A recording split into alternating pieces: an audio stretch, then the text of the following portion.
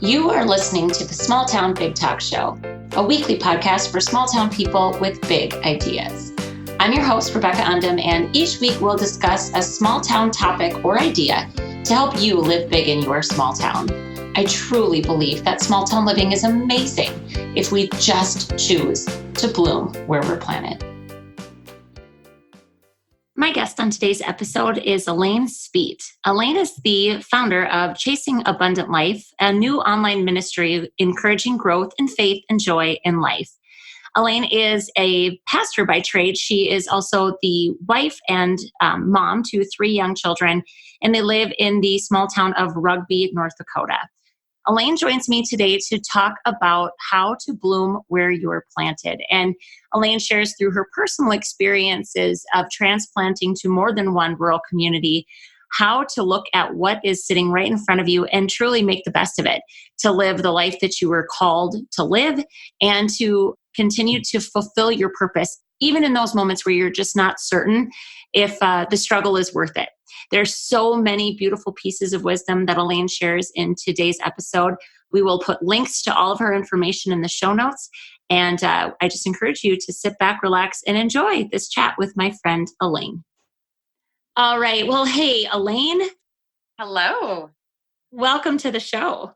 Thank you for having me. Oh, I'm thrilled. I'm thrilled to talk with you.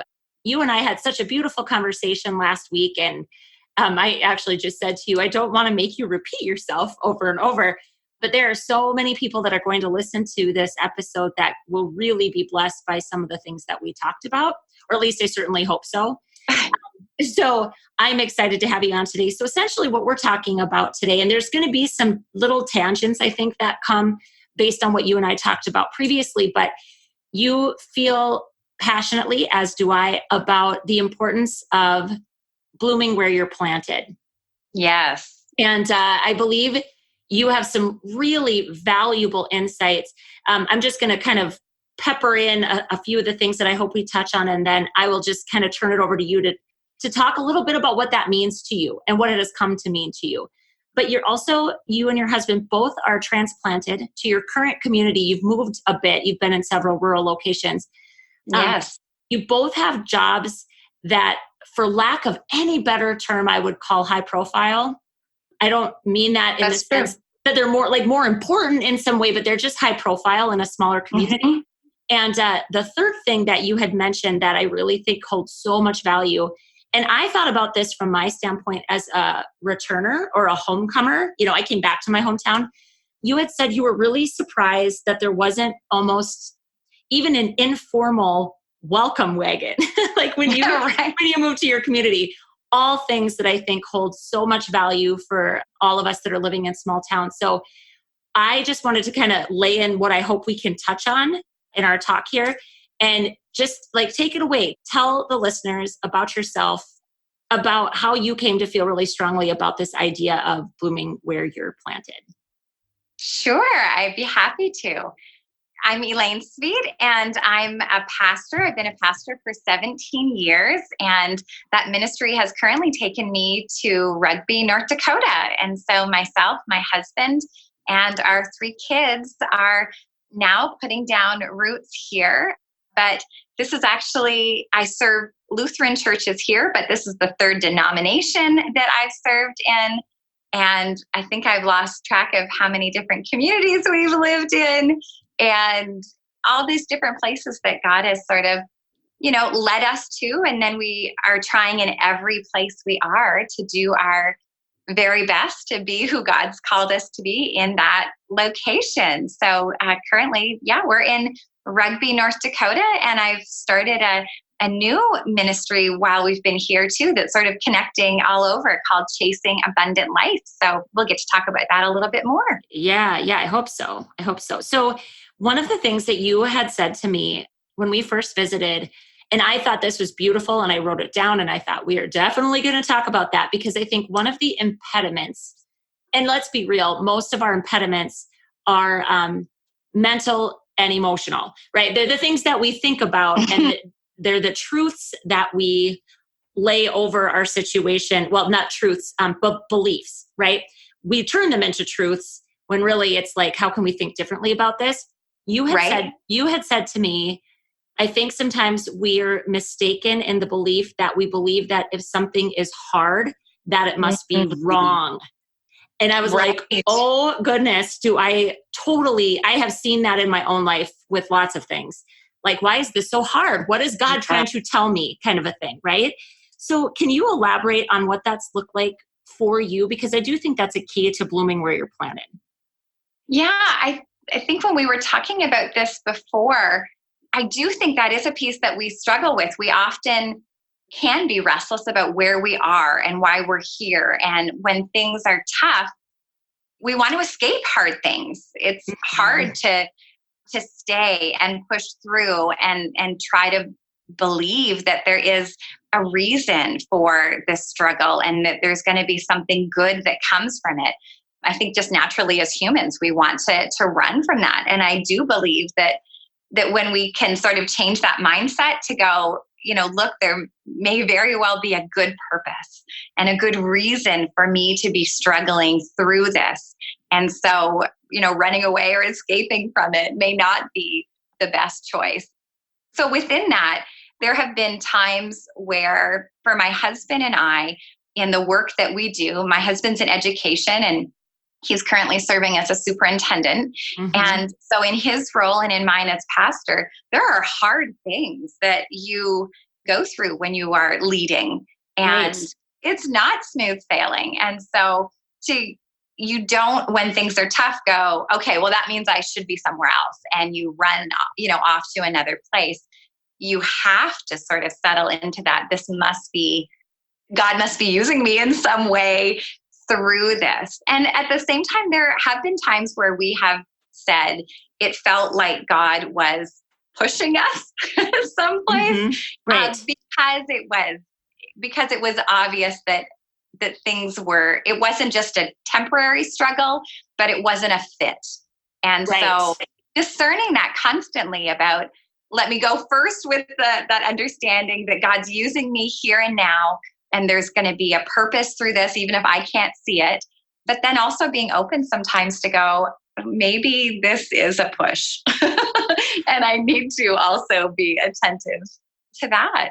Right. So I have to ask, can you give any clarity? And again, this is going to be, obviously, we're all very individual people. So it's not as if your exact filter or frame of reference or even perspective can easily translate to another person. But I'm guessing there might be a woman listening to this, and I'm guessing this might be a woman thing. It would be a male thing too, potentially, where they're just thinking, okay, but how did you discern the difference? Like, what was it that came up for you where you just thought, nope, this is different. It's different than just, I'm putting you through some trials, child, and like work your way through that versus, wow, this really feels like a push either out of this situation or a move needs to be made. Can you elaborate on that, Elaine? Like, what happened for you where it felt different? Yeah. So I'm a list person by nature. So I like to look at, pros and cons of situations. And we are not, as a family, adverse to change. We are comfortable with it. And so that's never off the table as an option for us. But definitely for us, it has to do with wider goals. And so part of that is, how does this best serve our family, not just me as an individual?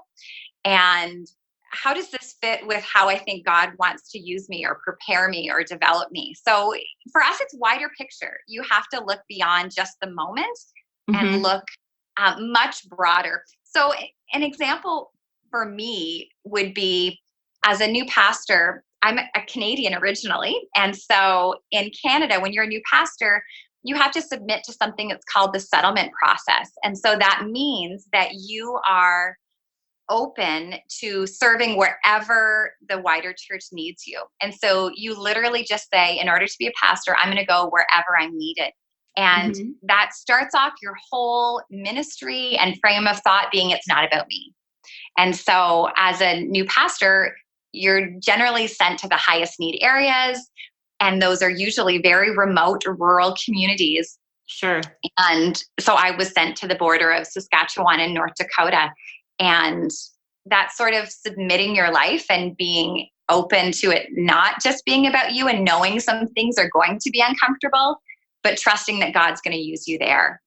That, I think, for our whole family has really been a piece of going long term. What does this look like? And that also helped us at one point to make a decision when we were feeling, pushed is the word I would use, feeling like everything was sort of falling down around us and we needed to make a move. And it was hard to uproot our family. But in that instance, it really felt like the long-term picture for our family and for our work life was to be open to say, we need to go where the knock is coming on the door right now, because it felt like we were settling or underachieving where we were, and that we were all going to suffer, not just professionally or even just financially, but it was really having not great results, even on our marriage, on all of it. And so we made that decision to move, and it was the right choice then. And there's a lot of other times we made the choice to stay, because even though it was hard, it was where we needed to be. And those are hard things to discern. But I think when you pray about it and when you ask other people, goodness, Right. there's a lot of wisdom that other people have. You don't just go within yourself. We talk Right. about it, we pray about it. You make the list if you need to, and then ask some others, because other people have a different perspective than you do. Definitely. And I think the struggle that you are articulating, I really do think it's a legitimate struggle. And I think I just need to back up. I think a lot of the people that listen to this talk show, myself included, the option to move is always there, but Right. it is not something that we ever look at, because we are committed to, we're farmers, right? So we're committed to the land, and it's a part of our livelihood. So, I think when there are situations like in your case where moving your family is a total possibility, it's not out of the realm at all. But I just think, again, this blooming where you're planted is so important, because otherwise those feelings of potentially settling, I'm a big fan of saying that compromise is not the same as settling, and acknowledging that you might be giving some things up. But then that's where your idea of making a list and filtering it against what you believe your purpose to be and what you want for your family. Having that bigger, broader goal of goal is even too shallow of a word, frankly, right? And vision. That vision and that purpose for what you believe that you and your family are meant to do. Oftentimes it is temporary feelings that will bring us way down. And then if you don't have kind of a mechanism for working through that, cutting and running would be so easy. I think the question always comes down to, are you moving away from something, or are you moving toward something? Those are very different motivations. I think one feels very rooted in fear, and one feels rooted in hope for what's to come. Yes. Did you experience that? I would guess the pushing, when you felt truly pushed, there was apparently a knock at a door that you went, that looks like hope for us. Yes. Yeah. That was an interesting one, in that I got a call from, it was actually 3 different pastors within 2 weeks, who each said almost identically, like it was, you would think there was some script being passed around. And the conversation was, I'm not sure where you are right now in your life or in your ministry, but there's this position that I think you would be an amazing fit for, and I'd really like you to consider it. And 3 different people who did not speak to each other or know that anyone else had reached out to us had done that.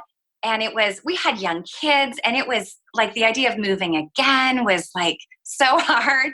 And at the same time, I was like, oh my gosh, this is just too obvious that we need to answer that knock. And the push was like the home we were living in, and my husband's birthdays, our birthdays are back to back. One day is one and one is the next. Oh, wow. We came back from spending time, a little birthday celebration with some friends, and came into the house, and we could hear like running water. And my husband went downstairs to the basement to check, and looked up, and there was a sewer pipe that was oh my word, that was leaking like literal poop water on his face. Oh, And oh my that word. was kind of, and that was kind of like the push, we were like, okay, like enough. Yep. We've tried to make this work. We've tried to make it work. And although that was like emotion in the moment, we had been thinking and praying and working through this for quite a while. And that was like, okay, if you're not going to take all this other, I'm literally going to like make you want to throw up if you don't. Right. That is like the exclamation point on the, you should answer the knock, right? Like that's the statement. Yeah, and really that was the exclamation point. Oh my goodness. I just love all of this so much. I would love to hear a little bit more though about, so currently your husband serves as superintendent, correct? Yeah. That's what he currently does. And so when you and I had visited, you had mentioned that it's actually kind of isolating. And it's so strange because, again, my whole goal with my business and the work that I do is to make small towns the best that they can be. And I take that seriously, whether people feel welcomed and they can feel connected to something and to people within a community. And it's strange. You would think that with jobs that were so involved with two very critical components of small town life, a church and a school, you would think, oh, you guys have tons, like it should be easy to make connections. But that hasn't been that way for you. And can you elaborate a little bit on just what that transition was like? And also for those of us that want to make someone like you feel welcome, what do you wish had been done for you or to you? What do you wish? And again, this is in no way a negative statement towards the community that you're living in, because I don't believe in doing that. I think it's just for all of us to say what's our part in making people feel good and making people feel welcomed. Or even things that you might have been surprised, like, I can't believe this isn't a thing. Like, where do I get this information? That kind of a thing. Yeah, it's such a good question, because I do think in our roles, the assumption is in a small town, it's going to be easier to meet people and to make those relationships. And what both of us have found after we're in our fourth year here is that we have so many acquaintances. We have so many people that know us because of our roles and that are super polite generally. Oh, sure. Right, us. Sure. But to go any deeper in terms of relationships of depth is really, really challenging. It's hard for people to not see you in that role. And we have found when we have been in urban centers that, first of all, you have more anonymity. And so that's a little bit easier. So you can start more relationships before they find out what you do for a living. Right. They've already got to know you, and that helps. Where here, they know you in your role first. Oh, they know you before you even get there. Exactly. Both of your roles actually are, there have been people that have been part of either the vetting process or the hiring process. They are already talking about you. And not in a bad way. Oh, yes. I don't know that the average person can really even consider what that feels like to be known prior to you ever even setting foot in the community to live there. That's got to be really hard. Yeah, it is. And it's interesting because both of us have been in our roles for quite a while now, 17 years. I've been a pastor, and I'm sure my husband's been in education for 15 years or so. And so for both of us, you're used to being in my role as pastor. When you're ordained, part of the language is that you're set apart. And so, it's not set above, there's that difference. Mm-hmm. And it's interesting you don't realize that when you're being ordained, what that is, but you start to live into it. There's an isolation automatically in our roles, and that's compounded in a rural setting, has been our experience. And I have shared that when I was a young adult in ministry, it seemed easier. It seemed like other young adults looked at you as another young professional, and they were so eager and desperate for other young professionals that they just wanted to see you. And you were never called, pastor. You were Elaine. That's who you were. But that as in this stage of life, when we have young kids, that role for people our age to really develop friendships with is harder. Your pastor to their kids, your superintendent to their kids. And that seems to be harder. And I don't think it's unique to this community. I think it is stage of life a bit. Mm-hmm. And I certainly hear it from many pastors and many other administrators in schools that there is that isolation piece. And you asked what would be, helpful, that it's like that invitation to dinner. It's like, invite us to your home. It feels like all of the relationships that we've started in rural communities have come because we have invited and because we've worked really hard to try to take that wall down between other people. Mm-hmm. And we're seeking out people that don't go to my church or that potentially don't go to my husband's school. Or it's like you're trying to go, where are people who we aren't in that role already for them, right? That there's not already that hurdle. Yeah, right. I feel like I can commiserate with that. I've never personally experienced that, but I definitely my heart feels for you in that, because it really is. We've talked about through all the conversations I've had on this talk show and just women that I've talked to in the communities that I've come and spoken to. Like you said, people tend to be very polite. And that's a beautiful thing, right? You definitely feel cared for and kind of held in a very real sense. But it isn't easy to break into the kind of established social networks that are already there. That's just difficult. And it isn't a function of anything other than, I think, we just go about our day and we don't think that hard about it. And so I guess my plea for everybody listening to this is maybe just think about it a little bit more. Mm-hmm. Look at the people and think to yourself, what would it look like if I were just to invite a handful of people over? And man, there was my friend Marlene Ike. She was on with me. We talked about this. Like, she had moved to her husband's community. And she just said, I just decided I wasn't going to turn down any social invitations. I was just going to say yes. And because I think we can talk ourselves out of so much of it. I also think we talk ourselves out of extending the invitation. I do. Yeah. It is interesting. It's like I find my husband and I, it's like we're looking for those opportunities. Like, where can we possibly connect with people and build relationships? Because, loneliness is awful. Oh, it is. It's just awful. And having that joy, you want to connect with people, and you're not trying to network. You just want to have people. You want to have people you can be honest with, and you can be open with, and you can, share the ups and the downs. And when all of those people are not in your community, it's hard. It is hard. I think what you just said is so true. It isn't networking.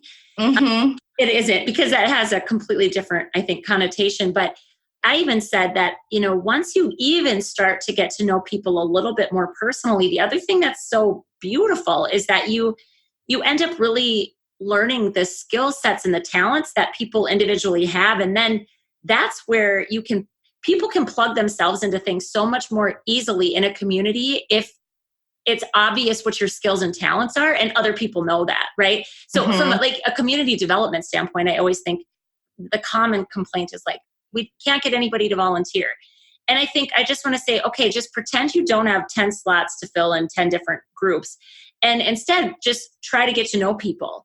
And you're suddenly going to learn things about them where you think, oh my goodness, you would be such a beautiful fit for this thing or this thing. And then it's not just filling spots. It's actually helping people connect with something that they can serve beautifully and then connect to it. It actually aligns with who they are and what they care about. And that's what creates community for people, that sense of belonging, I think. So there's so many benefits of doing what we're talking about, just intentionally trying to get to know people outside of their respective roles. I think our experience has been that the older generation, certainly within the church, has been very kind. They were, helping to move us in, bringing food and everything when we, first came. So, they were really, really welcoming. But our generation we're busy. It's interesting. It's a different mindset. And I think in a small community, it has felt a little bit more like that age group already has their people. Yeah. Does that make sense? Oh, definitely. They've gone through so much already. And so you really are kind of that outsider, and people aren't necessarily looking for more relationships or more friendships. And I feel like when we've lived in urban centers, there has been just more people moving in and out of communities. And so they are maybe just more aware of that, or in the habit of that. Different neighborhoods have been more used to the new people coming in and out. And when you don't have a connection to the community that you're in other than your work, and your work isn't where you can build those relationships, that's, when you're, my husband's position, you can be friendly, but there's boundaries because you're the boss. And in mine, your congregation, you need them to be comfortable that they can come to you, and that you just need to listen to them. It's not supposed to be them listening to you. Right. So you have to be aware of those. So it has to be outside of your workplace. You're really, ethically, boundary wise, you can't cross that. So it has to be beyond that. And that really limits how those connections can happen. So it definitely is more of a challenge, and it's possible, but it's like a one-way challenge, because other people assume you're good because everybody knows you. You're not unknown. Exactly. So you must be fine socially. And it's like, it's actually super challenging. But, again, you come back to there's a purpose, you're here and you're giving, but at some point you have to receive too. Yeah, right. When I first listened to you and we were first talking about this, I remember feeling it weighed heavily on my heart, thinking that somebody that would move to my community would have to do all the work, to build connection. I just thought I don't want it to ever feel that one-sided. And yet I think that's what your experience has been. And I do think that you and your husband specifically, it's not that you're an anomaly, but it is you have very specific roles. And like you said, you're publicly very well known. So people just assume like, oh, well, I'm sure they have tons of friends. They're good. Yeah, they're good. They don't need anything or anybody, but I think all of us need connection. And I do love that you also said you have the connection you need. It's unfortunate and kind of hard sometimes that none of them are right there physically in the community where you live. Yeah, you definitely, miss that face-to-face, that love, that being able to be yourself. But yeah, I definitely think it's not unique to us. It may be a higher challenge perhaps for us because our roles, add another dimension to that. But I think a lot of people, when they do move to rural communities, run into that struggle of how do I become connected to people, not just to programs and events and figuring out all of that, but how do I become really connected with people? Because people is why anyone stays. Definitely. And I think we take that for granted in all of the small town work for redevelopment and growth is the people connection. I know I was sharing with you once, there's a beautiful thing that our local radio station does, and I love it. They do a weekly program that's called Welcome Back. Right. And it's so well done and great interviews. And at the same point, as someone who has not come back, we've just come. For us, it would be lovely to hear those stories about, well, what about the people who've come for work? Because you need us to come, even though we don't have a connection to the community. And so to hear the stories, because there's lots of people like us that come because of work, or, because there's some opportunity here that isn't elsewhere. There's something they want here. It's not necessarily that they have long roots, and we can't only rely on the people that are coming back. You're absolutely right. And when you said that to me, I remember thinking, oh my goodness, she's so right. I think you had said that it's almost like people go through a laundry list of reasons why you might be there, Yeah, like, and we don't fit it. And they go, so why are you here? Yeah, so why are you here? And I think that is, again, if nothing else, I hope that we I honestly never really thought about that of course is our response. And I say ours, meaning that is what we say to people when they are new to our community. I always ask, well, what brought you here? That's truly because I want to know. But I think I'm always surprised when they just say, oh, it was the job. And I just think, you moved here for this job? Like what? It just feels, it feels surprising. And yet, for heaven's sake, if we don't see that as, well, of course you moved here. Like our community is beautiful and these jobs are great jobs. And of course you moved here. And now how do we get you to fall in love with it too, as much as we do, so that you do actually put down roots here? Because you're right. Our communities will not sustain themselves just with the hope of people that have a connection coming back. I think that is definitely a strategy, being really clear about how do we continue to maintain a relationship with those folks, like the ones that graduated from here and whatnot. Yes. But then looking at your community and saying, well, what is attracting people here? And figuring out, that helps us identify what our assets actually are. So is it good jobs and then it's good housing? Like you wouldn't have moved there if the jobs were great, but there was literally no place for you to live. That was almost the stop in us coming. It doesn't surprise me. Yep, that doesn't surprise me. So, we have 3 children. We were moving from a larger community where we had a newer home. And so we made a housing sacrifice to come. Right. And I think our first thought was, it would be an older home, but our money would go farther, and it was not the case. Our money my word. Right. did not go farther. And what was available, we thought we're going to have to build new. And because there was nothing that could house a family of 5 comfortably. I mean, the houses that were available, because you're looking for a short window of time. You can't look for 2 years for a home. There's a job and you have to get housing immediately. Right. And so we were really fortunate that we found something, but it took months of us looking, and then it wasn't ready when the job started. So we lived in a camper for a month, at a campground on the highway. There were sacrifices about coming, but that housing piece, that was almost oh my gosh, I don't know if we can do this because we can't find a home to live in. Well, and listening to that, I think, again, I hope that anybody listening to this, we really think about the struggles that people like you and your husband made to move to a community that they didn't have roots in. I mean, that's significant sacrifices. It really is. And even if it's short term, I understand you didn't have to live in a camper for a year. It was a short amount of time, but it is a lot of compromising. And that can feel really sticky right away. I just think is so important for all of us to hear you say that, it's almost like we shouldn't be surprised when people move into our community. We should celebrate it and we should appreciate it and we should look for it. So I do think that maybe your local radio station does need to do the exact same type of feature, but just feature the newcomers instead of, welcome back. It's like you said, just welcome. Just welcome. Yeah. We're so happy you're here.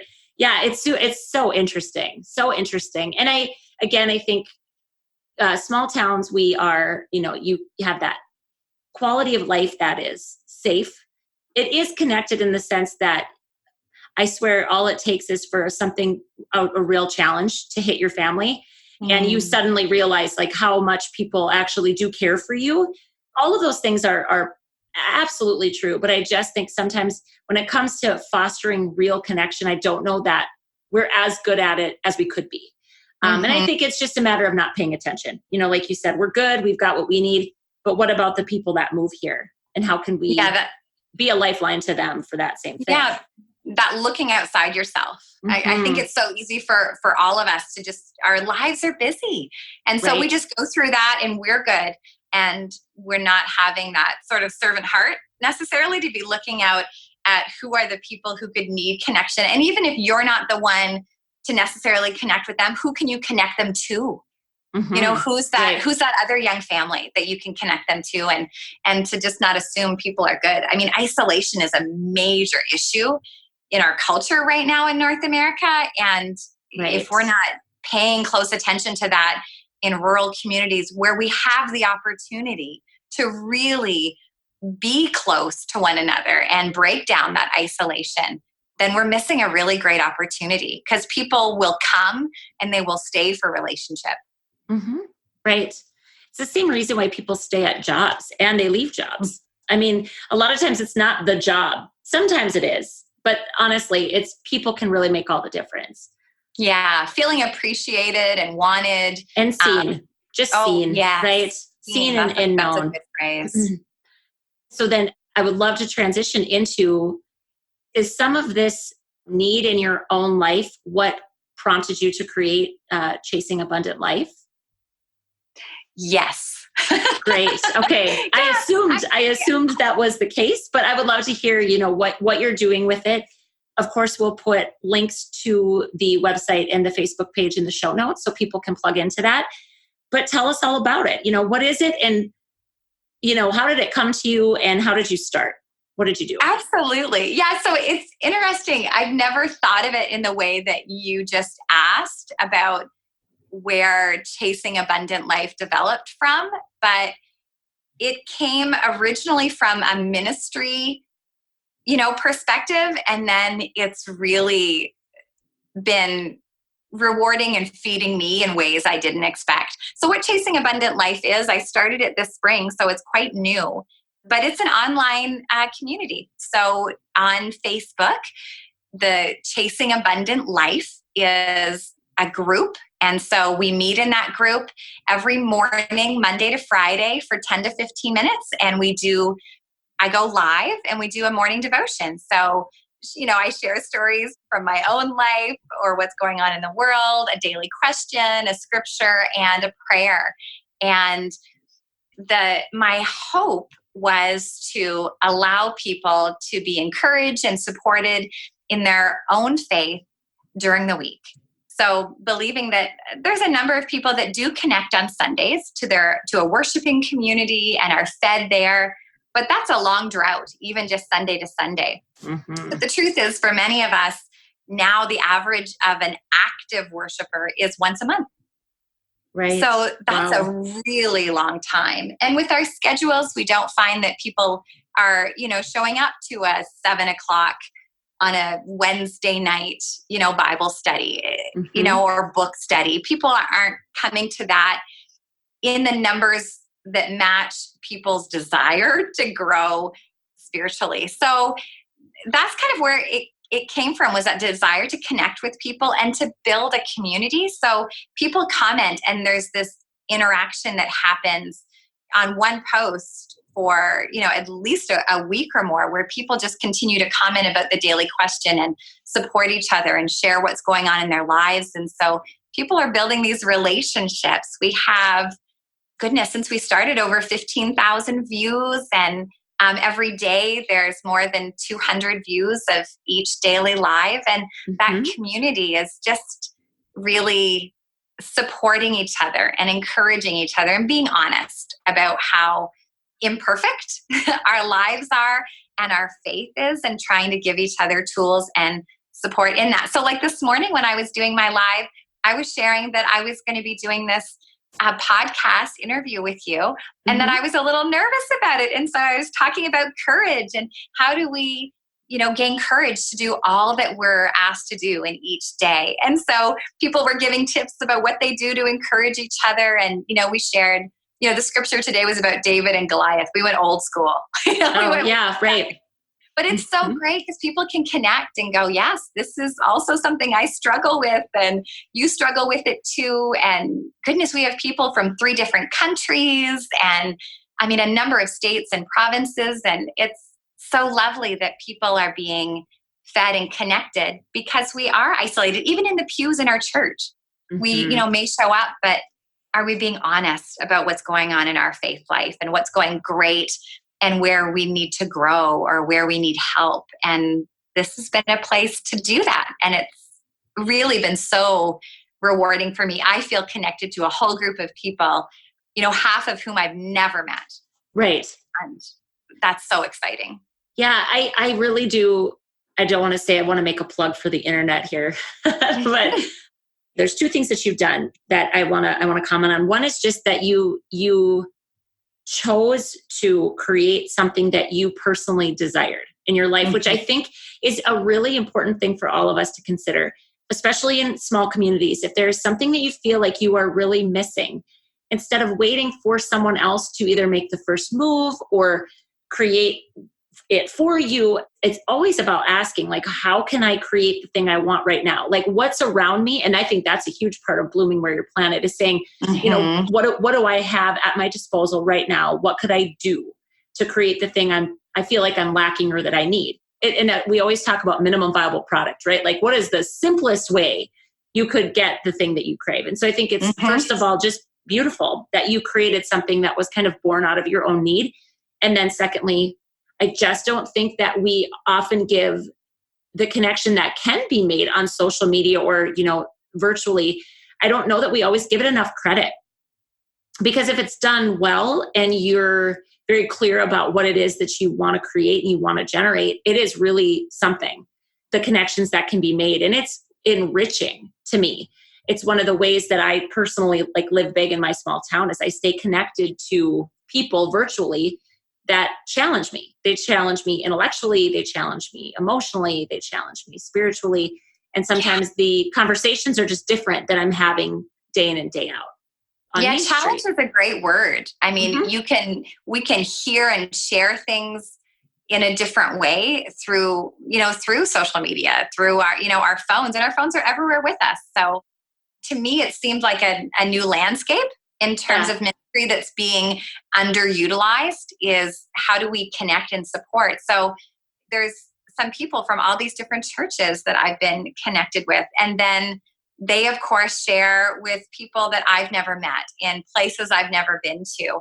And it just becomes this kind of natural conversation and growth and challenging of one another. And I think it's just a beautiful tool. And I think, like you said, technology has so many good opportunities within it if we're willing to try and fail. So it's funny, the first morning that it was May 5th when I started this, and the way it started was that I preached a sermon on Sunday morning, and I was going to bed late that night. And I told my husband, I said, so I think I'm going to do something crazy tomorrow morning. I want to start this Facebook Live Chasing Abundant Life community. And I said, I just preached about having courage and stepping forward into new things and about trusting God's lead. And I said, this has been on my heart for a while, and I just need to leap into it. And so I messaged 10 friends and said that I was going to be starting this, and if they wanted to jump on, that would be great. I said, this is like a serious soft launch. Like, nobody knows I'm doing this. Right. And I just did it, and it was so frightening and exciting. And then it just grew from there, from those first 10 into there's, 333 people today that are a committed part of that community. And, it just continues every week to just grow and grow. And it's exciting, but it was scary to take that step and go, what do I know? Who am I to, to do this? And yet, why not? Why not me? Why not you? Exactly. And that's for everybody listening. When I say, just think about what's the simplest, easiest way that you can just stick your toe into the water of whatever it is that you're exploring. And because why not you it's legitimate. We can sit around and wait for the rest of our lives for somebody else to take the lead and create the thing we want. But that in the meantime, you're missing all these opportunities to grow, and growth comes through failure. Right? Growth always comes through failure. Character development comes through failure. And by failure, I simply mean maybe not getting the results you thought you wanted, or you screw up a little bit here and there. And none of that is devastating or catastrophic or earth-shattering. Those are just really normal things to experience when you're in a new space, doing a new thing. Yeah, absolutely. That willingness to risk and to fail, or to have a different result than what you expected. Right. So, right. I mean, I think that we constantly need to be doing that in our workplaces, in our family. I mean, we have 3 kids, and, parenting, you're like, well, that worked, but that doesn't work anymore. So now we have to try something different. It's all, trial and error. And I think to be willing to do that, to kind of not get stuck in what's okay, but to reach for more, that's a good and holy thing, to just constantly be experimenting and trying. And I mean, we're made in the image of a super creative God. So we ought to be creative and be willing to try a lot of different things. Well, and I think what you just said is one of my favorite thoughts of this whole discussion, is just being able to accept or embrace a result that's different from what you were anticipating with it. That also is blooming where you're planted, right? It's just saying, okay, well, this isn't. So if we're talking like looking on one side of the fence versus the other, right? So you're looking at your grass and you're thinking, well, this is not the way I thought my grass was going to look, Right. And you look across the fence and you say, that's what I want my grass to look like. Well, all we're doing, it's just that comparison trap. And also, you don't know the situation on that side of the fence. There's so many unknowns. And so really just getting back to where we are watching our own lane, we are paying attention to what's in front of us and asking, what can we do with what's right in front of us right now? And then like for you, it's all about serving God through what's right in front of you. And I think all of us, our purpose can be carried out with what's right in front of us. There's a little example that came to mind immediately when we were talking about this. So when I was serving in Port Perry, Ontario, Canada, new in my ministry there, and again, wanting to connect and make relationships with people. And so I'm a creative person, a scrapbooker, and I was like, there was a scrapbooking group where I used to live. Maybe I'll see if there's interest in that here. So we just started one in the church, one Monday night a month. And my thought was, this will be a wonderful ministry to these young moms, and this will really be something. Well, it didn't turn out to be at all what I thought it was going to be. So we did, do the scrapbooking and we had prayer, but it fizzled out over time. It wasn't, that whole craft was sort of not becoming as popular as it had been too. But it wasn't like a failure. It wasn't a dud. We did build relationship.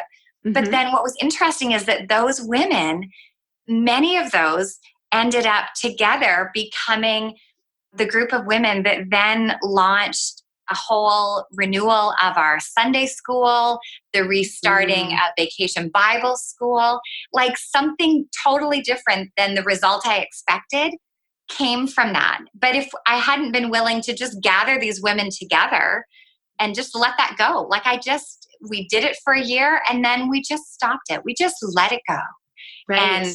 And that kind of gave birth to this, other thing. And then eventually, maybe a year later, I'd been asked for quite a while about starting this women's ministry. And I knew I wasn't the person to do it. I knew it shouldn't be pastor led. But every time someone would bring me the idea, I would say, yes, that's wonderful. Let me know how I can support you in that. But I was never willing to take the role of leader of it because I knew it shouldn't be me. It needed to be them. It needed to have legs beyond my schedule and my calendar. And it ended up becoming this, fabulous about maybe the fourth, fifth person over quite a while came and said, look, I'm thinking about starting this. What do you think?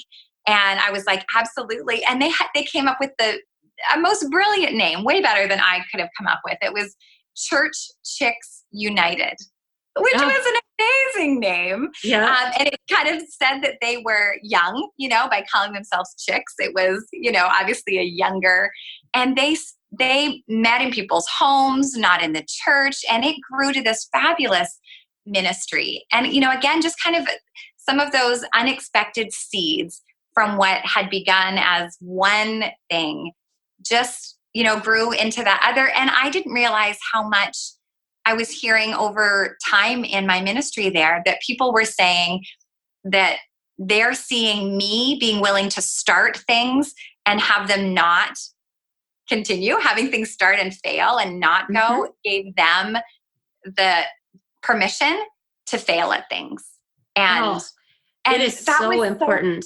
It was important. So great. Like they started doing all sorts of things and thinking big about things. Goodness, they started this wonderful home tour in their community that raised all this money for outreach in the community. It was amazing. But they would bring ideas and I would say, yeah, why not? like, let's try it. Let's give it a go. And so that was kind of the whole mindset there, was try it. If we fail, who knows what God might do with that beyond what we're envisioning. Right. And it was exciting. And I think what you're also touching on that is so critically important is that we fundamentally change through all of those experiences. Mm-hmm. And that's what we can't even remotely anticipate, how that changed version of ourselves, what that's going to dovetail into. Like you said, isn't that true? These group of women, they formed a connection, they developed themselves, and suddenly they took on something that was completely unrelated to the original task. But we are meant to grow. We are meant to shift, and we are meant to change. And I think everything that we try, even if it fails gloriously, as far as like what we wanted, we are changed for the better for having experienced it. It's always for the better because we've learned something that we didn't know before. And that is a good thing. It's always a good thing. Well, and I think that's the humble way that we can best go through life, is willing to risk and fail, willing to look foolish. I mean, I public speak for a living, right? I'm a preacher, and I preach out of the pulpit without notes every Sunday. And that's a scary thing to do. And I've done that for my entire ministry. But the reason I do that is for connection, is because I'm out of the pulpit, I'm near the congregation. And the reason I do that is because I want it to feel more like a conversation. And I will on occasion ask questions and have the congregation, respond. And it's a scary thing to do. You're always worried you're going to say something stupid or not what you intended. And even though you have a plan of the structure of where this is going and what each of those points are. I mean, our worship services now, we have screens in our sanctuaries. And so I have PowerPoint slides. And so I know where I'm going with all of this, but what God will do with that in that moment, to be open to go, okay, I hope that the words I say or how this is going to be received is what you need it to be, despite me. Right. It always has to be despite me. Allow me to look foolish if that allows someone else to, their heart to be open and to hear and experience what you need from them. And it's vulnerable. I mean, all of this is vulnerable. Definitely. Yeah, it's interesting. That's my general approach to speaking as well. I allow myself to be taken off course, if you will, and there's air quotes around that, knowing that if a person wants to take me there, that's what they actually need me to do. And so, like you said, having a plan, but not being so married to what I believe the outcome or the exact thing should be, knowing that we're co-creating together. Yes. That's such a good phrase. Yeah. And, well, that's what it is, isn't it? Because then together we're creating something so much better than what I would have ever just created on my own. And I think that is absolutely a framework to think about life, is how can I co-create with the people around me, the things around me, the opportunities that I'm being given, the assets in your community, the challenges in your community. What does co-creation at its best really look like? And I think everything that you've touched on speaks to that willingness to look foolish, the willingness to try and not get the outcome that you wanted, all of that. This has been such a beautiful conversation. This is to me exactly what blooming where you're planted looks like. In no way have you ever made it sound easy.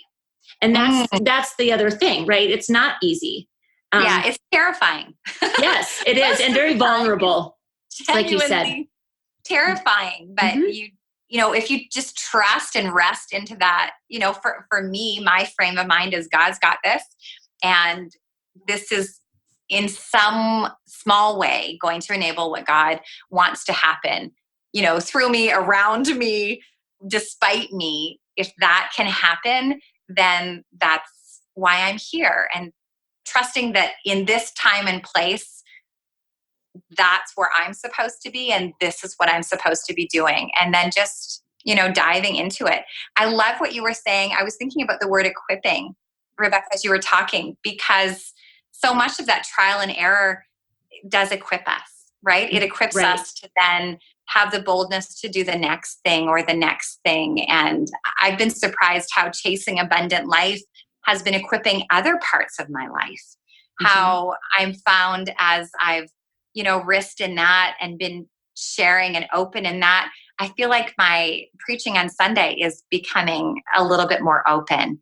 And that when I'm hearing the responses back from people in the Chasing Abundant Life community is allowing me then to know what the needs are that I should be addressing in my community. And so that's a result I didn't anticipate. And I didn't anticipate that being challenged and stretched and learning new things, like setting up a website and designing that. I'm like, I don't know what I'm doing with that.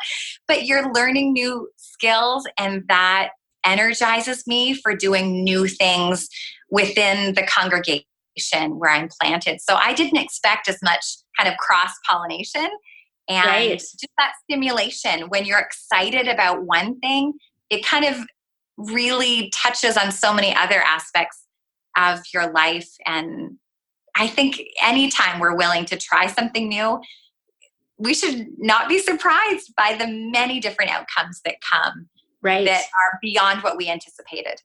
Yeah, I think I just was saying this morning to a gal on a call that, I mean, I don't distinguish between the idea of professional and personal development.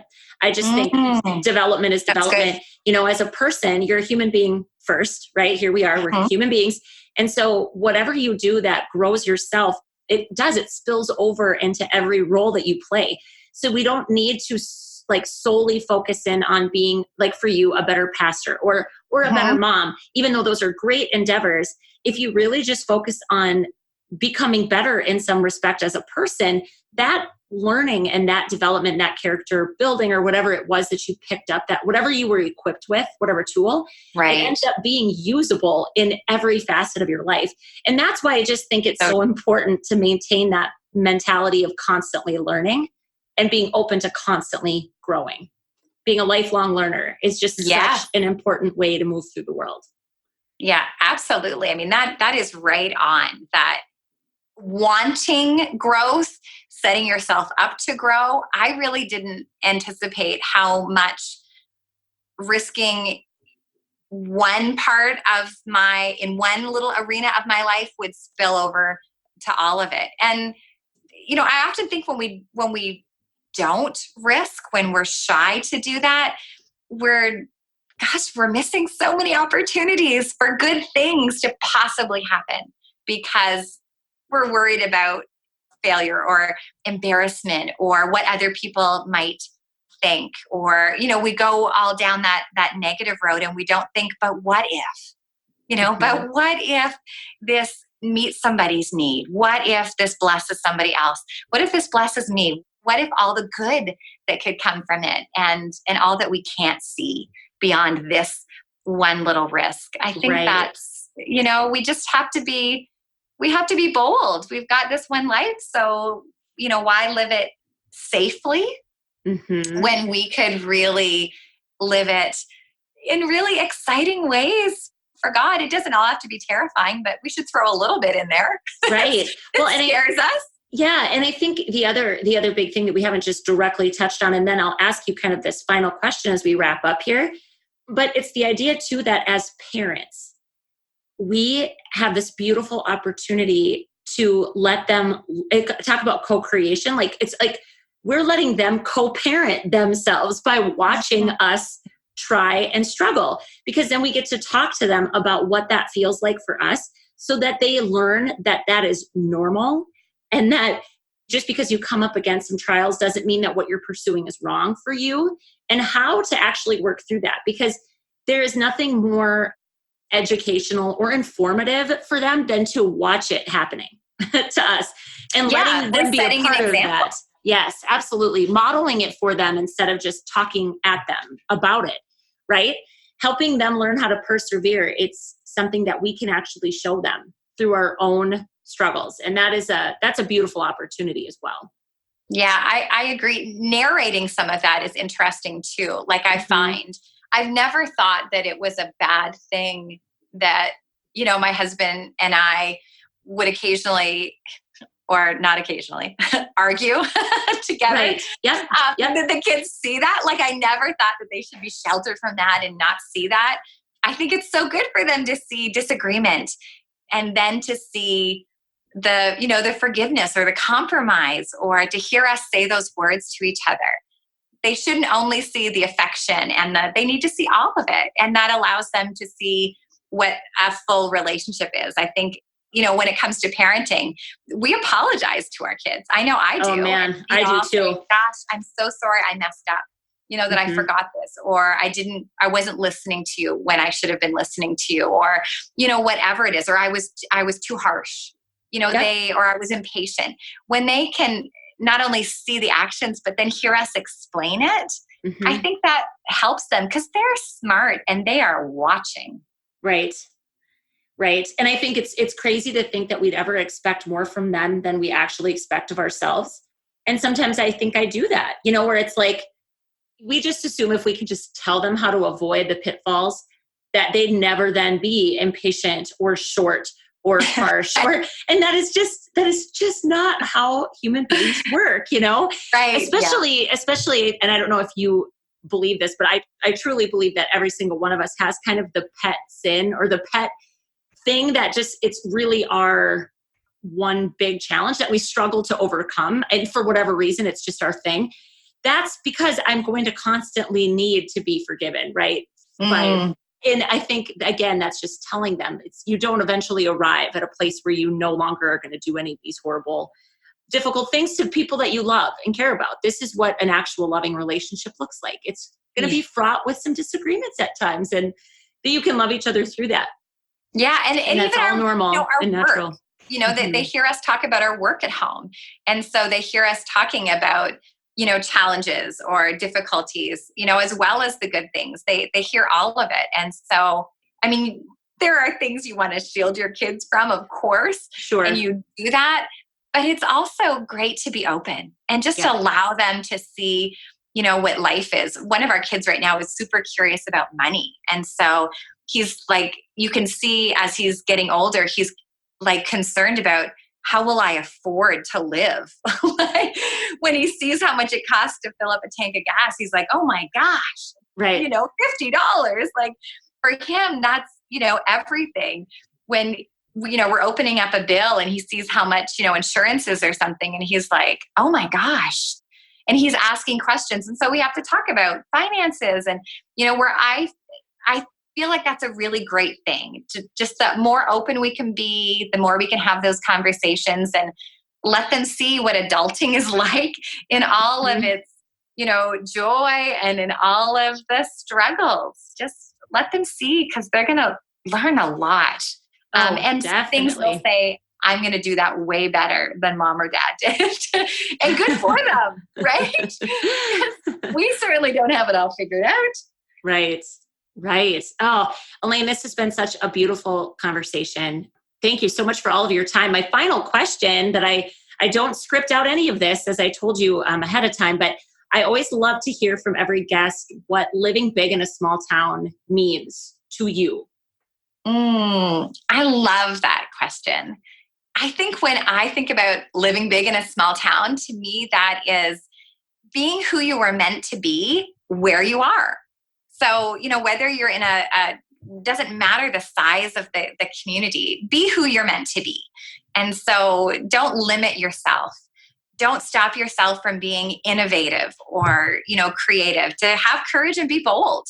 So where you are should not limit yourself. I was originally grew up in Canada. I've, been in ministry in the South. I've been in rural. I've been in urban.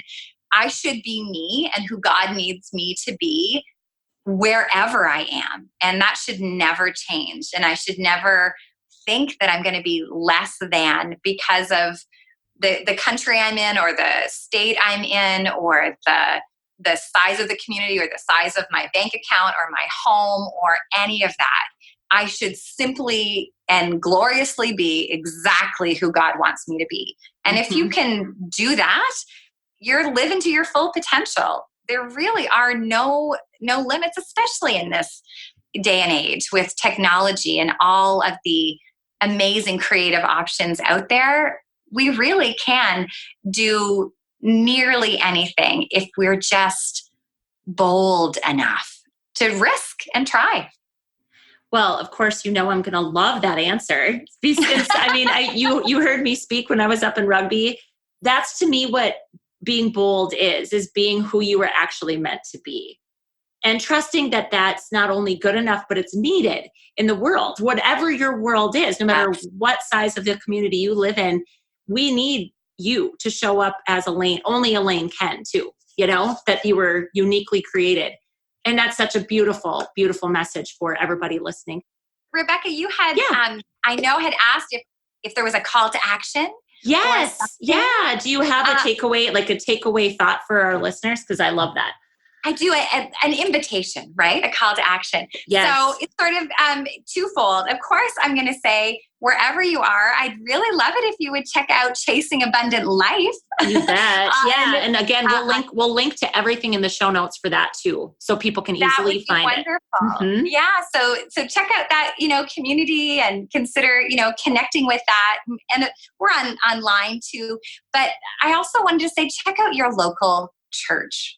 Check out where you are. Don't take for granted that church doesn't need you or that you don't need them. I think too often, church becomes it's there and we just expect it's going to be there forever.